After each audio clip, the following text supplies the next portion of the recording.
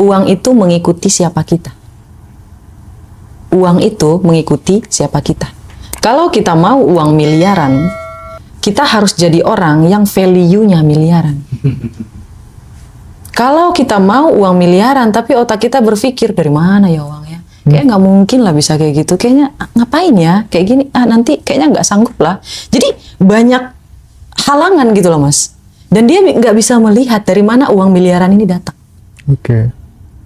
Kalau misalnya nggak bisa ngelihat, jangan ditutup. Ya Allah, saya mau uang miliaran, terserah mau dari mana ya Allah, yang penting halal. Dah gitu aja doanya. Buat laki-laki, buat perempuan, hati-hati memilih pasangan. Terutama untuk laki-laki. Pilihlah laki-laki, pilihlah perempuan yang membuat kamu merasa nyaman, tentram ketika kamu ada di rumah. Ini ngaruh banget sama rezeki, mas. Sebenarnya kita mau berubah itu nggak butuh alasan yang luar biasa. Alasan saya paling terbesar untuk berubah itu, saya pengen makan 3 kali sehari. Karena dulu saya makan tuh 1 ikan, beli 8.000 nih mas. Itu dibagi 2. Uang itu akan ngikut berjalan sesuai dengan tapak langkah kaki kita. Orang kalau bergerak mikirin duit dulu, harusnya bergerak dulu, uangnya pasti ngikut. Kalau kita bisa membayangkan sesuatu, itu nyata. Kalau mas bisa ngebayangin mas, ya, masuk ke dalam sebuah gedung dan gedung itu punya mas, kayak gitu. Mas ngebayangin, itu nyata, nggak tahu gimana caranya, nyata.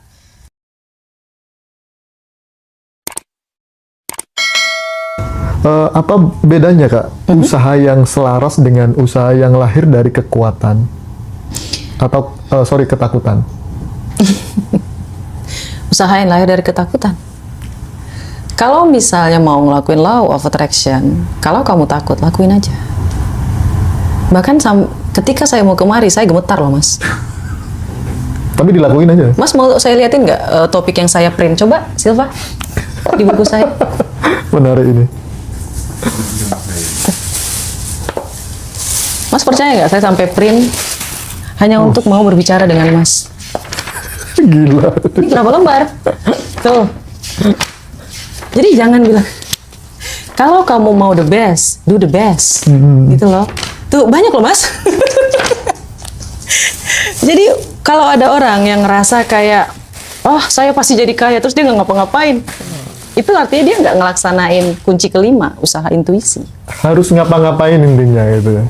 Usaha intuisi mas. Ya, misalnya nih, saya mau belajar, bukan belajar, saya mau podcast. Tapi kalau otak saya ini tidak diingatin lagi hal-hal yang saya baca. Saya baca bukunya kan banyak ya. Kemarin saya baca buku tentang selling sama bisnis. Terus tiba-tiba mau ngomongin energi, bisa connect, nggak connect saya. Jadi saya belajar lagi, diulang lagi biar saya bisa ngelakuin yang terbaik. Nah itu usaha intuisi. Kayak gitu loh, Mas. Lantas apa hubungannya kondisi batin dengan mudah atau sulitnya uang datang? Ada nggak kaitannya dengan kondisi batin dengan keuangan kita? Ada. Bisa. Yang paling contoh yang paling ini ya Mas ya. Waktu saya jadi Gojek tuh ya. Waktu saya jadi Gojek, jujur aja kenapa? Karena itu momen terendah dalam diri saya, dalam hidup saya kayak gitu. Teman-teman saya udah punya SPBU. Iya, teman saya udah luar biasa, udah jadi diplomat di daerah di negara Jerman kayak gitu. Teman saya udah kerja jadi supervisor. Udah hebat lah intinya kayak gitu. Dan saya masih jadi ojol. Dan ketika saya jadi ojol, Mas, yang saya lihat selalu uang. Yang saya hitung selalu uang. Saya berpikir kok uang saya dikit ya, hasilnya dikit ya. Dan saya berfokus sama sulitnya mendapat uang. Karena saya kesulitan mendapatkan uang. Akhirnya saya berpikir bahwa uang itu sulit untuk dicari. Ternyata salah. Mas tahu nggak? Nah, ketika saya mulai nyadar, wah, kayaknya saya nggak boleh deh berpikiran uang itu sulit. Uang itu hanyalah angka sebenarnya. Saya hanya tidak terbiasa memegangnya. Kalau misalnya saya terbiasa megang 50.000 sampai 500.000, maka bagi saya uang 1 juta itu istimewa. Oke. Tapi ketika saya terbiasa memegang uang 1 juta, 3 juta, maka 5 juta terasa istimewa. Oke. Nah, kala itu saya mulai berpikir, Mas, oh ada yang salah di sini nih. Ya udah, saya biasain diri untuk mulai bahagia. Saya mulai joget-joget tuh Mas, ketika mau nganterin pesanan nih. Halo, selamat pagi. Silakan Ibu pesanannya. Saya mulai kayak gitu selama 6 bulan. Mau dia ngasih tip apa enggak, mau dia marah atau enggak, saya tetap baik. Selama 6 months. Iya, karena saya ngerasa kayak saya bekerja, bukan masalah uangnya. Nah, ketika suatu hari saya udah mulai nih Mas mengulang identitas lama dan diperbaiki, saya isi ulang dengan afirmasi, right? Ya kan, diisi ulang dengan afirmasi. Terus setelahnya saya berpikir lagi, ya Allah ya Rabbiku, enak kali ya kalau aku kerja, gajinya itu sekitar 7 jutaan, lebih dari UMR. Enak kali ya Allah kerja kayak gitu, kerjanya cuma 2 jam, nggak ngapa-ngapain setelahnya, aku bisa ngonten setelahnya. Ya Allah enak kali kayak gitu, jadi pengen deh. Terus ngebayangin saya kayak gitu Mas percaya nggak? Seminggu kemudian saya diterima kerja. Keren. Karena saya ngerasa saya sudah mampu untuk menerima gaji segitu Mas. Padahal 5 tahun saya nganggur. Gimana ceritanya orang nganggur 5 tahun terus tiba-tiba diterima gajinya lebih dari UMR kayak gitu. 5 years. Ya 5 tahun nggak ngapa-ngapain. Bahkan dari ojol terus tiba-tiba kerja diterima. Kalau menurut saya itu nggak akan mungkin terjadi kalau tidak ada campur tangan keajaiban di situ. Oke, miracle ya. Ya. Terus tiba-tiba waktu saya tanya kenapa Bapak nerima saya, bahasa Inggris ya Mas ya, soalnya saya kerja dulu di perusahaan asing. Iya. Dia bilang, kamu tidak menyerah.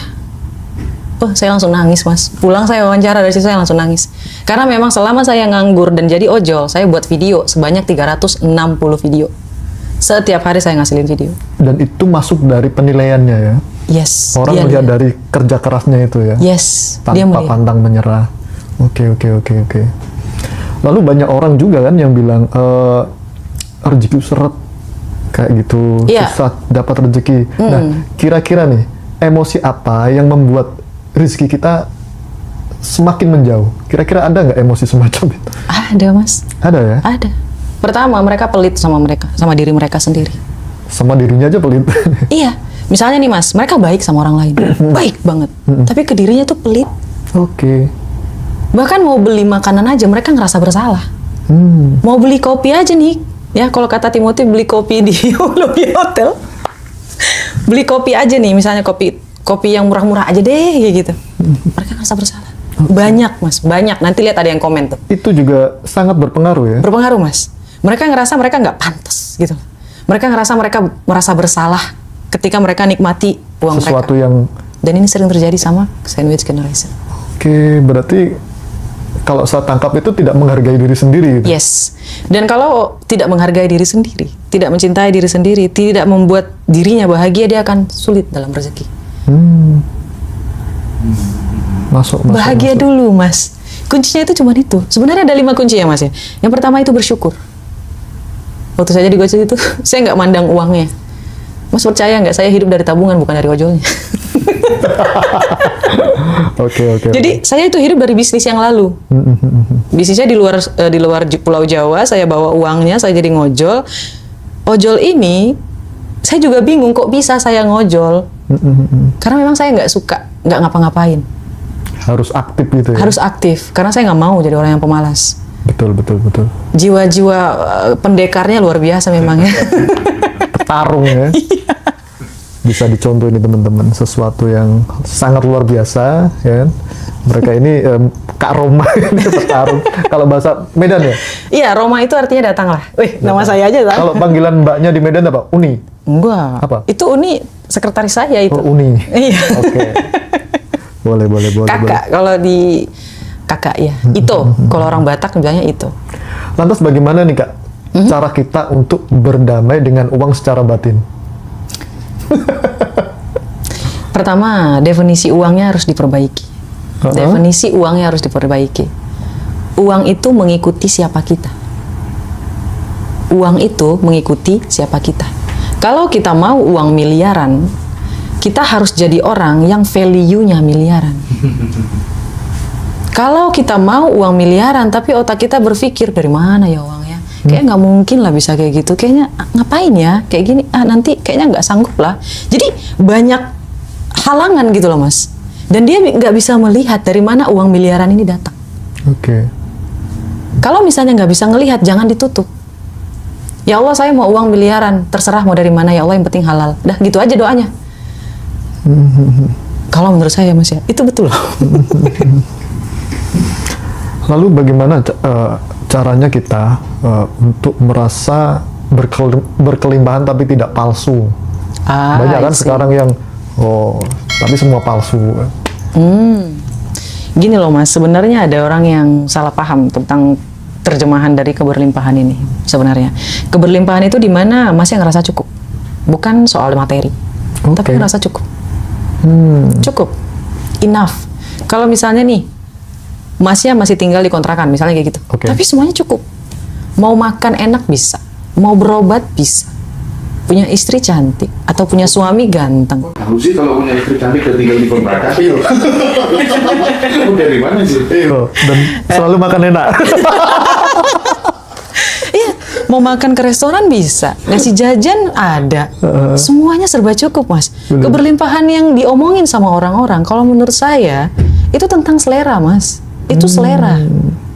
Berarti kita salah mengartikan ya. Bahwa berkelimpahan itu biasanya diartikan dengan banyak uang, banyak harta benda, mungkin seperti itu. Kalau saya ditanya seleranya kayak gitu nggak keberlimpahannya? Yes. Tapi ada orang Mas yang dia mau, ya saya cukup sehat, saya punya uang, saya mau jalan-jalan ke luar negeri ada, saya mau sedekah ada, saya mau naik haji ada. Ya saya mau kayak gini aja. Yang penting saya punya kontrakan udah enough. Dia bilang kayak gitu. Itu keberlimpahan Mas. Gak ada rasa berat di hatinya. Itu keberlimpahan sebenarnya itu. Kakinya bebas langkah kemana aja. Tapi banyak juga orang yang disuruh merasa cukup, tapi batinnya masih merasa lapar, merasa hungry, kayak gitu. Bagaimana tanggapannya Kak Roma ini? Kalau menurut saya dia munafik. Munafik ya? If you love money, kalau kamu suka uang, akuin aja. Semakin kita menyukai sesuatu, memang dia akan semakin lari. Tapi kalau kita tidak mengakui sesuatu, dia tidak akan datang. Jadi ada yang namanya sistem tarik ulur Mas. Kita pengen tapi kita nggak menginginkan. Kita suka tapi tidak menginginkan. Kayak gitu. Jadi ada orang yang ngerasa kayak, aku nggak mau kaya, tapi ketika dikasih uang 1 miliar dia bahagia. Saya nggak mau kaya, saya udah ngerasa cukup, tapi ketika dikasih rezeki nomplok dia bahagia. Banyak yang seperti itu ya? Banyak Mas. Jadi ketika ada orang ngomong tentang keberlimpahan ini segala macam, wah kamu mau nipu ya? Allah bilang aja kamu kan mau ngambil kelas, biar kamu ini, biar kamu itu. Lantas apa bedanya merasa berkelimpahan dengan menipu dirinya sendiri? Itu bukan menipu Mas. Itu bukan menipu. Kan tadi hukum semesta itu permainan frekuensi. Tinggal volume kita atur ya. Yes. Masnya mau kemana? Hertznya mau kemana? 500. Kalau kita putar radio, kita mau mendengar sesuatu, kita putar hertznya itu ada di angka 500 hertz. Dan 500 hertz hanya bisa bertemu dengan 500 hertz. Jadi kalau Mas mau ngerasa berkelimpahan, fake it. Pura-pura lah. Nggak masalah. Lakuin. It's okay. Tapi masalahnya ada orang berpura-pura sampai bikin dia tuh anjlok keuangannya. Enggak kayak gitu sebenarnya. Mungkin terlalu over mungkin ya. Iya, kalau misalnya nggak butuh, ya jangan. Itu keinginan atau kebutuhan. Kayak gitu. Itu harus dipelajari sih finansialnya. Beda lagi ilmunya. Nah, terus bagaimana cara merasa cukup tanpa mematikan keinginan berkembang gitu? Bersyukur dulu Mas. Dan bersyukur ini ada juga bersyukur tuh overload. Kebanyakan kapasitas. Iya, bersyukur overload terlalu over mungkin ya. Iya, jadi mereka itu berpikir bahwa ya udahlah segini dulu. Gak bisa. Misalnya nih Mas ya. Misal. Kemarin saya dikasih rezeki sama Allah dapat TikTok pengikut sampai 154.000. 150, keren banget. Iya, alhamdulillah ya Allah, terima kasih. Kayaknya keren. Iya. Terus saya berbicara kayak gini, alhamdulillah ya Allah, terima kasih atas rezekinya, TikToknya dapat 154.000 follower. Keren. Enak kali ya Allah, kalau aku punya Instagram dengan 100.000 follower. Jadi kita bersyukur, tapi kita punya target Mas. Dan alhamdulillah tiba-tiba video saya viral. Dan dihujat orang banyak, alhamdulillah. Ketika saya dihujat Mas, energi negatif yang mereka kasih diterjemahin sama Allah kepada saya jadi energi positif. Ya, makanya orang yang semakin dihujat semakin laris Mas, semakin bagus rezekinya.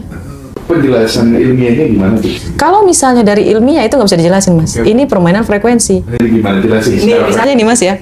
Frekuensi itu berasal dari otak diri kita, right? dari otak kita sendiri, bukan dari otak orang lain.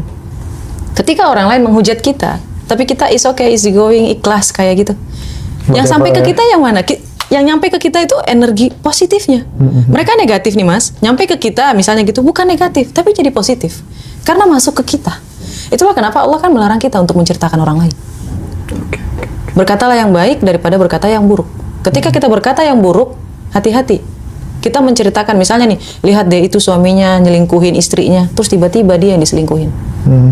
Itu fakta loh Mas. Gak akan mati seseorang sebelum dia diuji dengan apa yang dia bicarakan. Oh, berarti timbal balik ya? Enggak, berarti ketika kemudian kita menghujat orang lain atau kemudian kita itu membuka aib seseorang secara publik, itu sebenarnya kita sedang mendownload supaya kemudian terjadi pada diri kita. Yes. Mas, saya kasih contoh ya. Tapi mohon maaf, terserah deh mau dikata apa enggak. Cuman saya mau sharing aja. Ada salah satu contoh. Dia seorang aktivis dulu. Sekarang dia jadi menteri. Dia aktivis anti korupsi. Dan dia jadi menteri sekarang. Dan dia melakukan korupsi. Oke. Waktu dia muda, dia anti korupsi. Tapi ketika dia menjabat jadi menteri, dia jadi koruptor.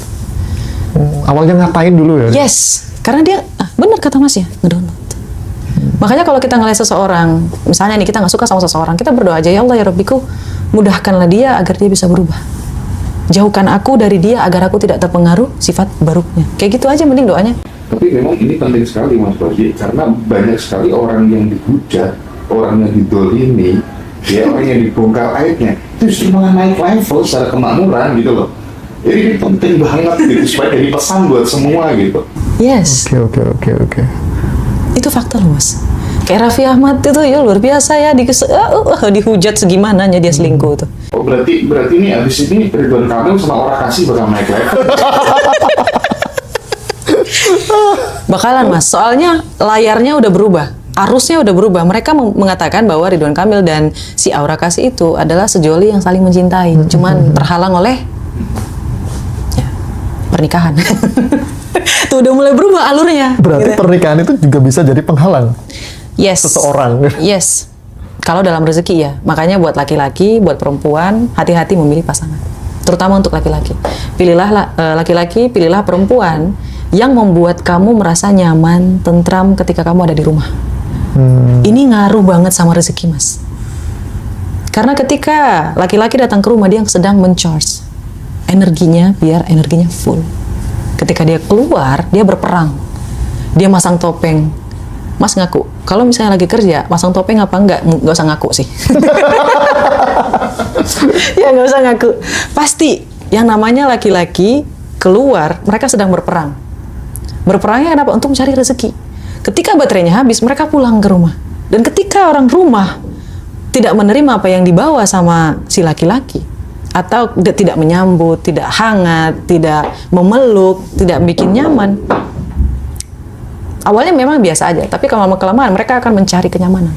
Itulah kenapa LC laku. Jadi iya, penting ya ada LC di rumah. penting Mas, itu LC halal ya. LC versi halal. Iya, betul sekali. Nah ini yang perlu teman-teman ingat, jadi harus menjadi LC yang versi halal di rumah. Iya, untuk suaminya tapi ya, bukan untuk orang lain. Biar nggak kecantol yang lain di luar ya. Iya. Oke. Biar nyaman gitu loh Mas. Biar energinya luar biasa gitu. Rezekinya jadi, aduh. Enggak, aku tertarik ini Mas Rozi. Ketika kemudian Kak Roma ini kan yang bikin ini menjadi mahal adalah dia from zero to hero gitu. Iya, dari bawah benar. Di titik seperti ini bisa menginspirasi dan menggerakkan banyak orang, ini sesuatu yang sangat Luar menarik, biasa. jadi edukasi buat teman-teman. Tapi kebiasaan apa sih, atau kemudian mungkin sebelum kebiasaan kali ya, apa yang membuat Kak Roma itu pada kondisi terendah itu yakin suatu saat aku pasti berada di titik itu gitu? Maksudnya itu apakah ada figur tertentu, kemudian ada buku tertentu yang dibaca, sehingga karena nggak semua orang punya keberanian, punya rasa percaya diri, suatu saat aku bisa seperti itu gitu. Even itu adalah anaknya orang kaya belum tentu juga. Gimana? Sebenarnya alasannya cuma sederhana sih Mas. Sebenarnya kita mau berubah itu nggak butuh alasan yang luar biasa. Alasan saya paling terbesar untuk berubah itu saya pengen makan 3 kali sehari. Karena dulu saya makan tuh 1 ikan beli 8.000 nih mas. Itu dibagi 2. Untuk makan pagi sebelum saya berangkat nganterin langganan. Bukan. Jadi untuk pagi setelah saya ngantar langganan, terus nanti siang saya makan setelah saya pulang dari manapun itu, mau dari Tangerang, mau dari mana-mana lah, dari Bekasi atau gimana. Soalnya dulu tinggalnya di Jakarta Utara. Jadi kalau saya dapat orderan sampai siang nyampe ke Tangerang, saya akan pulang sampai ke rumah biar bisa makan. Karena budget saya untuk makan tuh 10.000 per hari dulu. Nggak bisa lebih. Luar biasa banget ya. Ya 2.000-nya digunakan untuk jajan. Saya masih ingat tuna bati warna hitam. Sampai sekarang saya nggak mau makan. Sampai sekarang saya nggak mau makan mas. Kenapa? Masa lalu ya? Yes. Karena ketika saya mulai mengingat, itu bawaan saya tuh jadi energi, jadi kayak gimana ya mas ya? Nah ini sesuatu yang baru Mas Hendra. Biasanya orang itu malah Nggak cari mau. yang dulu, saya pas waktu susah saya makan ini. Nah, nggak mau mas. Oh beda ya berarti? Iya, saya udah naik tangga ya ngapain lagi deh. Nanti aja. Kayak gitu. Nggak mau. Oh gitu rumusnya? Iya, kalau mau saya belinya yang gede, nggak lagi yang mau yang 2.000-an itu. Bahkan sekarang, kalau saya makan, saya nggak mau bungkus pulang bawa ke rumah, saya nggak mau lagi. Nggak mau. Saya jadi terbiasa jadinya. Misalnya nih mas ya, kalau dulu saya makan harus habis. Kalau sekarang pikiran saya, oh ya udah kalau nggak habis berarti ini adalah rezeki untuk cacing, untuk kecoa, untuk semut, untuk siapapun lah. Itu mulai dirubah mas. Kalau dulu nanti nasinya nangis, nggak bisa nih, nanti ini nggak. Kasian. Iya kasihan. Karena saya merasa kekurangan, makanya saya ngerasa itu harus dihabiskan. Meskipun udah kenyang kita petel-petelin kan gitu. Iya betul. Dan akhirnya jadi gendut kan. Kalau misalnya ada perempuan, ini kebiasaan ya mas ya. Kalau badannya lumayan gitu, itu pasti karena dia selalu bilang, sayang makanannya. Padahal mah, kan kecoa juga butuh makan, cacing juga butuh. Banyak makhluk Tuhan yang lainnya. Iya, ularnya juga. Jadi kalau misalnya, ya niatin aja ya Allah, aku sedekahkan makananku, kayak gitu. Oke. Lantas apakah kelimpahan itu rasa kesadaran atau kondisi hidup? Kalau menurut saya itu rasa kesadaran ya mas ya. Kondisi hidup itu akan mengikuti. Uang itu mengikuti siapa kita. Kalau mas sudah ngerasa cukup, bahagia, kelimpahan itu akan datang. Sama kayak mas ya, dulu saya cuma bisa lihat videonya. Terus sekarang saya diundang di sini, right? Duduk bareng di sini. Tapi Kak Roma, waktu masih proses itu kalimat apa sih yang senantiasa diulang-ulang? Aku sebenarnya tuh betah banget ya kalau ngobrol dengan yang model kayak gini karena nasib kita itu sama gitu. Aku dari dulu selalu ngulang-ulang kalimat uang itu seperti udara kok ya ada di mana-mana, itu bertahun-tahun gitu ya. Yang kedua, cukup sekarang kerjakan hobi, kumpul orang-orang yang saya sayangi, punya penghasilan tak terhingga gitu. Dan kalimat yang saya ulang-ulang terus hingga kemudian menjadi belief itu realitaku nggak jauh-jauh dari kalimat yang aku ulang-ulang itu.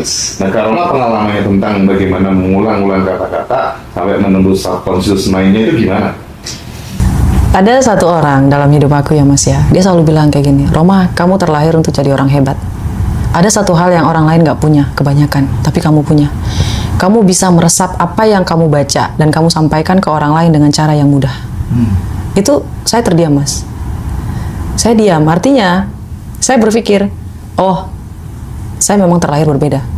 Saya pasti bisa sukses. Saya bisa sukses. Saya pasti bisa sukses. Saya memang akan sukses. Pokoknya gitu aja ngomongnya. Semua setiap hari kayak gitu bener. Ini cuma masalah waktu. Saya gagal ini hanya untuk menempa diri saya, hanya untuk menempa hati saya, biar nanti kalau ketemu yang sulit, nanti juga lewat, lewat, kayak gitu. Ini kalau saya nggak gagal dulu mas, saya nggak akan berpikir uang itu gampang dicari. Uang itu ngikut mas, gimana cara ngomongnya ya? Uang itu akan ngikut berjalan sesuai dengan tapak langkah kaki kita. Orang kalau bergerak mikirin duit dulu, harusnya bergerak dulu, uangnya pasti ngikut. Uangnya pasti ngikut. Kalau kita, misalnya nih mas ya, kita kerja sama orang, tulus dulu, lakuin yang terbaik kayak gitu. Siapa yang tahu nanti kita punya perusahaan, karyawan kita kayak gitu ke kita. Saya selalu nanamin pikiran kayak gitu mas. Kalau misalnya saya bawa customer, saya layanin gitu. Nah nanti kalau misalnya saya punya perusahaan tentang jasa, Saya punya karyawan yang seperti saya. Oke. Saya selalu berpikir kayak gitu. Pasti balik ya. Balik mas. Ini rotasi soalnya. Hidup Mirror ini tadi rotasi. Hidup itu mirror. Keren. Saya tuh pernah berada di satu titik sambil minum karena ya. Iya, soalnya saya orangnya hausan banget ya mas. Berada di satu titik di mana saya dulu kan lama di instansi sekolah gitu kan ya, ngajar, dan saya selalu berkata sama ibu saya, aku ngajar itu untuk pengabdian, nanti uangnya itu dapat dari luar yang lebih banyak gitu kan. Terus kemudian ketika jadi wartawan 6 bulan gak digaji, pindah lagi ke portal yang online yang lain gak digaji lagi gitu, itu kan sakit hati. Pada saat sakit hati itu ibaratnya saya menyabda diri saya, nanti aku bakal gaji banyak kru, banyak orang gitu. Jadi ada rasa nggak terima, tapi selalu aku lampiaskan ke hal-hal yang positif supaya kemudian naik level secara kemakmuran gitu. Yes. Nah itu tuh gimana, Kak Roma? Aku setuju sih Pak. Mas, aku setuju banget ya, maaf. Berhubung dia guru. Iya. Aku setuju mas. Aku setuju banget. Jadi tadi yang saya dengar dari kalimat masnya, pertama, kenapa bisa gagal kalimat pertama? Karena masnya berharap ada uang dari luar. Masnya berpikir bahwa ya udahlah aku lakuin aja lah, ini uangnya dari luar. Akhirnya apa? Masnya jadi dapat ya, misalnya nih uang dari luar. Kalimatnya sedikit ambigu. Dari luar bisa saja dari instansi luar, bukan instansi pendidikan. Nanti dapat uang dari luar. Akhirnya mas keluar dulu dari instansi pendidikan, baru dapat duitnya dari luar. Makanya kalau kita berdoa tuh emang harus rinci. Nah, ketika masnya bilang suatu hari nanti aku akan menggaji orang lain, itu kan rinci ya, menggaji orang lain. Artinya dia pengen jadi bos. Dan diikuti sama emosi kan. Yes, itu betul mas. Dan percaya. Yang terlibat, itu mas lah. Masnya yakin kan? Yakin banget. Ada orang yang enggak mas, dia cuma ngomong doang, tapi dia nggak yakin, dia mikirin gimana caranya. Padahal mah. Bahkan dalam pengalaman yang aku jalani di Roma, ketika kemudian aku melibatkan sebuah emosi secara intensif itu, doain jelek orang, itu sering banget jadi kenyataan. Terus kemudian aku lihat kan di film Mahabharata itu kan ada kan, yang misalnya anaknya disakiti gitu, ini dia suatu saat nanti kamu akan mati dalam kondisi, kan ada di film Mahabharata, terus kemudian petir kayak gitu kan. Jangan-jangan itu juga ya. Ini kaitan self-conscious sih menurutku. Itu makanya kita harus hati-hati kan dengan lisan kita, even itu dalam lagu, ya kan? Iya kan? Itu betul mas. Soalnya di Law of Attraction kan ada, kalau dari aku ya, kan kita kan masing-masing practitioner gitu ada istilah-istilah ya mas ya. Cuman kalau saya itu memang saya singkat, jadi UM3B. Apa tuh? Yang pertama adalah apa ya istilahnya ya? Aduh, mohon maaf, saya pelupa kan. Iya, saya lihat dulu. Soalnya bahasa Inggris. UM3B. Iya. Jangan salah, nanti takut salah jadi Oh ambigu. iya, benar. Ucapan. Yang kedua, menulis, membayangkan, merasakan, dan yang terakhir, usaha intuisi. Masnya ngelakuin semuanya. Dimulai dari ucapan, dimulai dari menulis, ya. Ketiga, membayangkan. Keempat, merasakan. Yang kelima, usaha intuisi. Dilakuin semua. Pasti berhasil. Kalau, bentar ya mas sebelum saya lupa. Kalau kita bisa membayangkan mas, ini keajaiban ya mas ya. Kalau kita bisa membayangkan sesuatu, itu nyata. Kalau mas bisa ngebayangin mas, ya, masuk ke dalam sebuah gedung dan gedung itu punya mas, kayak gitu. Mas ngebayangin, itu nyata. Nggak tahu gimana caranya, nyata. Di lain hari mungkin muncul ya. Yes. Kalau masnya yakin, kayak mas yang sana, yakin dulu. Lanjut mas, tadi aku potong. Iya sih. Jadi kata kunci, ada dua kata kunci yang aku lihat dari Kak Roma yang nggak tahu ya, ilmu bayangkan dan rasakan tuh di kelas-kelas lain tuh dijual mahal banget tuh. Iya kan. Nah dengan bayangkan dan rasakan itu kan seseorang udah dapat end produknya kan. Yes. Rasanya udah dimainkan dulu gitu. Yes. Nah, cuma nih jadi masalah ya kalau kita ngomong soal loa itu ya. Loa itu bakal menjerumuskan jika udah dipelajari orang-orang yang males. Itu terjadi mas di Arab. Jadi dia tuh melakukan law of attraction. Terus di dalam doanya itu dia ingin uang sebesar $1 juta atau berapa miliar gitu lah pokoknya.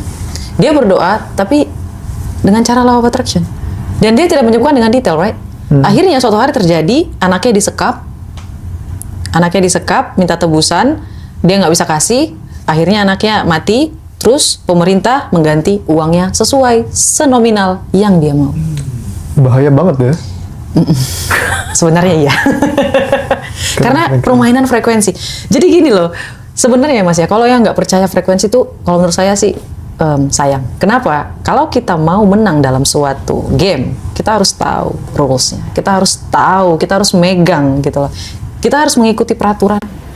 Dan hukum semesta ini bermainnya pakai frekuensi. Kalau kita nggak tahu cara bermain frekuensi, kita akan ketinggalan.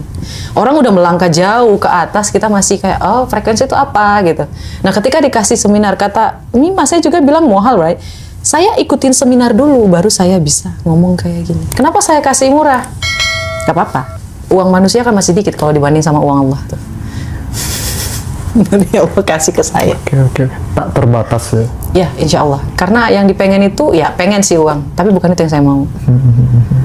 Kayak gitu. Oke. Lalu kita kan sering banyak orang yang luarnya aja kelihatan bahagia, happy. Tapi intinya dalamnya kosong. Kita kan sering banget lihat seperti itu. Kosong. Oh, berarti dia belum bahagia, Mas? Apa yang menyebabkan mereka kelihatan loh orang yang bahagia apa enggak? Kalau Mas bisa lihat dari garis wajahnya. Yang sini nih. Nih. Kalau ada orang, Mas lihat deh garis wajah saya. Bahkan ketika saya mengkerut, itu hampir nggak kelihatan, right? Itu artinya saya orangnya tipikal yang tidak mau berpikir banyak. Emang bawaannya itu ikhlas aja gitu. Kalau saya nih? Masnya banyak pertimbangan. Banyak pertimbangan. Dan dulu mungkin masih ada, tapi sekarang udah mulai menghilang. Karena udah nggak sering lagi kayak gini. Berpikir. Jadi orang yang banyak pertimbangan itu, di dahinya itu ada bekas kayak gini di sini nih. Iya. Kayak gitu. Bahkan untuk kita perempuan, sebenarnya menghindari orang kayak gitu. Oh, gitu ya? Ya, tapi kalau kayak masnya ada dulu. Sekarang udah nggak. Bener. Sekarang udah nggak. Ngikut gitu loh, Mas. Kelihatan kok orang yang bahagia itu, Mas. Berarti even wajah pun juga mengikuti pertumbuhan kesadaran kita. Karena energi itu mempengaruhi aura, Mas. Mungkin teman-teman yang lain bisa nggak percaya soal aura, tapi aku percaya karena energi mempengaruhi aura kita. Ketika energi kita bagus nih, Mas, kita jadi ngerasa kayak kita pengen cantik, kita pengen good looking, kita pengen kalau bahasanya itu tidak mau menyinggung orang, kita nggak mau ada masalah, kayak gitu loh, Mas. Kayak legowo aja gitu. Lepas. Ya udah gitu loh. Jadi orang yang sering banyak pertimbangan itu juga nggak bagus sebenarnya buat aura kita ya. Iya, Mas. Iya, sebentar aku izin potong sebentar Mas Roji. Oke, silakan. Kadang kan ketika kemudian kita menginginkan sesuatu itu kan harus, kalau saya nih Kak Roma kan harus aku ulang-ulang terus itu. Ketika misalnya aku santai, aku ulang-ulang terus. Dan itu hanya sekedar imajinasi gitu ya. Karena aku tuh percaya gitu, orang tuh bisa sukses itu satu tuh karena punya ambisi, punya imajinasi, dan yang ketiga tuh punya yang namanya hoki. Tanpa hoki aku sangat percaya dengan hoki, tapi hoki itu pun based on dari sebuah kerja keras yang ketemu sama yang namanya kesempatan gitu kan. Nah, kalau tanpa ambisi kan juga bagaimana kita mau bertumbuh kalau kemudian hidup kita tanpa punya yang namanya ambisi gitu. Nah, dirimu gitu dalam berimajinasi gitu gimana? Imajinasimu, memainkan imajinasi, karena katanya Einstein kan lebih penting daripada knowledge gitu. Yes, itu betul sih, Mas. Kalau dibilang ambisius, ya, saya termasuk orang yang sangat ambisius. Bahkan nanti ketika saya memilih pasangan pun, kalau dia tidak sanggup untuk mengimbangi ambisi saya, lebih baik nggak usah. Karena saya nggak akan cocok sama laki-laki yang mau tenang aja, mau hidupnya tuh mau santai, flat, nggak cocok. Kayak gitu. Sampai sedalam itu ya, Mas ya. Kalau dari Mas ya kayak ambisi kayak gitu ya, gimana bilangnya ya? Kalau dari law of attraction itu tergantung, Mas. Jadi kalau misalnya nih ada orang, seleranya kan masing-masing ya, Mas ya. Orang yang ambisius menggunakan law of attraction itu double kill. Semuanya digunain. UM, 3B itu digunain semua. Tapi kalau orang yang cuma mau seadanya aja, dia kan cuma nulis, ucapin, dah, that's it. Udah, sebatas itu aja. Tapi kalau kita diulang-ulang, Mas. ngulang-ngulang itu bentuk dari kemelekapan terhadap mimpi yang kita inginkan atau enggak gitu? Enggak ya? Enggak. Kan kita bahagia, kita ngebayangin nih Mas. Iya. Iya. Setuju. Tapi katanya setelah kamu punya keinginan lepas, enggak, aku punya konsisten dengan keinginanku dan aku menikmati itu gitu kan? Asal bahagia Mas. Ya, benar. Syaratnya bahagia. Saya selalu ngebayangin ya Mas ya. Setiap, ini misalnya nih saksi saya nih, sekretaris saya nih. Ketika naik mobil kayak gitu, saya selalu bilang, Silva, nanti kantor kita ada di sini. Silva, enak kali kantor kita ada di sini, di sini, di sini. Banyak contoh kalau kayak gitu. Halo, kata bodoh amat. Kalau misalnya supirnya bilang lagi halo, setuju nggak, Silva? Itu nggak halo kan? Saya setuju Mas. Dan saya bahagia. Ngebayangin saya diri di podium diisi sama 1.000 orang gitu. Saya nggak tahu itu orang dari mana, nggak tahu. Cuman kalau ditanya, saya selalu ngebayangin. Dan saya selalu bilang, saya bakalan jadi guru paling kaya di Indonesia. Oke. Kalau nggak kejadian gimana Kak Roma? Ya udah, berarti Allah takdirnya yang lain. Mungkin bukan di Indonesia, mungkin di luar negeri. Mungkin satu dunia, we don't know. Harus berani. Harus berani. Harus berani. Itu menarik tuh kalimat yang terakhir tadi, aku bakal jadi in kan. Tapi kadang orang tuh tidak mempertimbangkan sama yang namanya kapabilitasnya.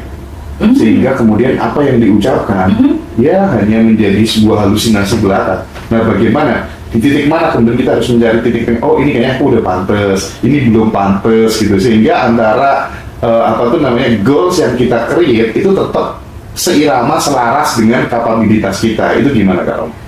Kalau dari sudut saya ya Mas ya, saya berani dulu. Berani dulu. Karena saya seorang survivor. Saya akan menyesuaikan apa yang bisa saya lakukan. Serius. Roma, kamu bisa gini? Bisa. Kasih waktu seminggu, saya belajar. Bisa dulu ya, penting nanti pelajari ya. Bisa. Kayak Kamu bisa. gitu. Iya betul Mas. Kamu bisa MC Roma? Bisa. Bisa ngajar? Bisa. Yang penting bisa dulu. Bisa dulu. Siap dulu. Masalah salah itu ke belakangan. Sebenarnya mentor saya kemarin marah. Saya ngadain seminar langsung gitu loh Mas. Saya nggak tahu nih gimana caranya bisa. Padahal saya belum pernah ngadain seminar gitu. Seminar offline. Kalau seminar online saya udah ngadain sampai 6 kali latihan kayak gitu. Gimana caranya? Nggak tahu. Biar aja Allah yang ngatur kayak gitu. Yang penting saya berani dulu. Gimana caranya? Kalau Allah kasih rezeki bagus, bagus. Kalau Allah nggak kasih bagus, ya berarti nanti di lain hari. Kayak gitu aja pikirannya. Always kayak gitu. Biar lebih enteng ya, kita reduksi pikiran kita. Iya. Karena kalau nggak kayak gitu, Mas, kita bakal jadi overthinking. Benar. Kalau teman-teman nanya gimana sih Kak caranya supaya jangan overthinking? Ya gitu. Kalau Allah kasih, syukur. Kalau Allah nggak kasih, mungkin di lain hari dan diganti yang lebih terbaik lagi. Udah gitu aja. Biar apa? Biar nggak overthinking. Overthinking menghambat rezeki. Oke.